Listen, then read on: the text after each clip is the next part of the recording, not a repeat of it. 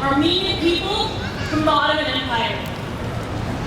Despite the lies Turkish politicians push, despite what paid-off historians attempt to pass as legitimate, this was not an unfortunate byproduct of war.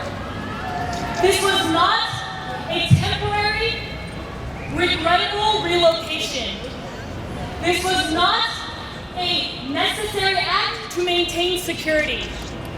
This was genocide. This was a government making a conscious decision to eliminate its own citizens. This was a violent, deliberate attack on unarmed women, children, and elderly.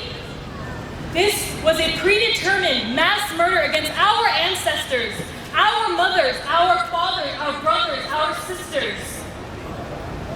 97 years later, 97 years later, the Turkish government continues their politically motivated campaign of denial. 97 years later, history has been carefully and intentionally omitted from textbooks, public discourse, and consequently the collective memory of the people of Turkey.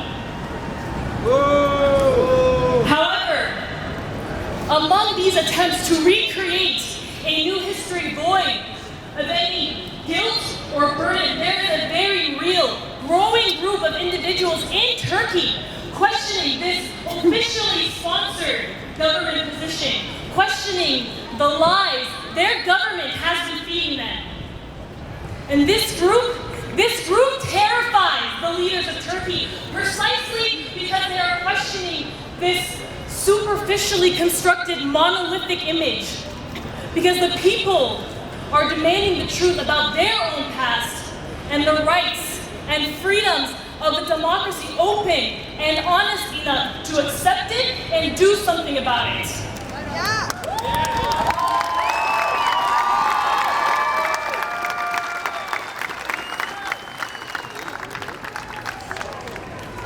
It is also past the time for the United States, for President Obama to show to Turkey and to the world that corrupt political games do not outweigh the truth, and that recognition of the Armenian genocide is more than just a catchy campaign slogan to be used every 4 years.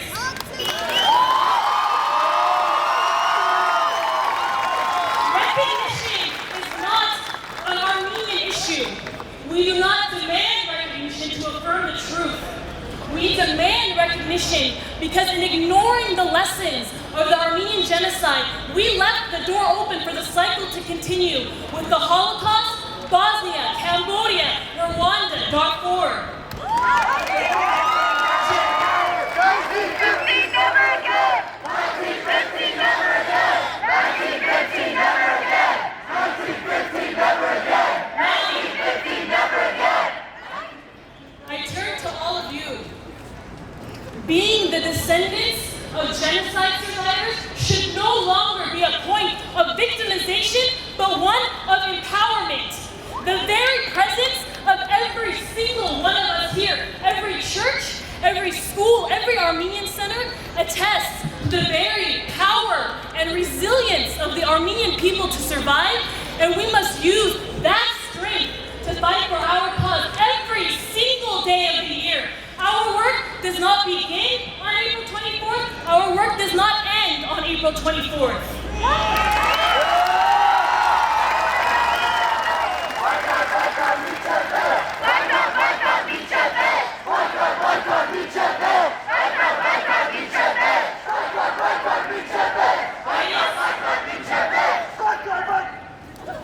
It is the new generation, the educated youth, who will lead this struggle regardless of background or political affiliation. Because when the Armenian people stand together, no amount of immoral lobbying or money thrown at the Turkish denial machine can stop us. Armenia united will never be divided. Armenia united will never be divided. Armenia united will never be divided. Armenia united will never be divided. Armenia united will never be divided.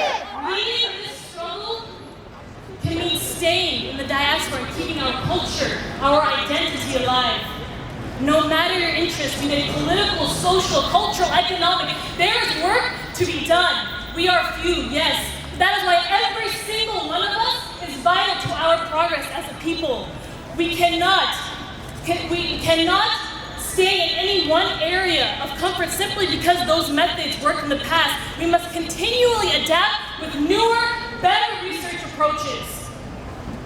This struggle can also mean taking a direct role in Armenia's development by repatriation. The Young Turks may have done all in their power to eliminate this possibility, but we have something that our grandparents only dreamed of. We have our own independent Armenia, and we cannot take that for granted.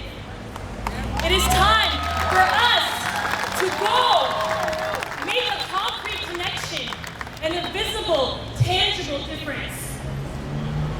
It is up to us to dictate the terms which we will fight, but no matter the terms, none of us can afford to remain idle, only to emerge again on the next April 24th and pat ourselves on the back April 25th. There is no time for complacency. It is not enough to sit and remember 1915. We must get up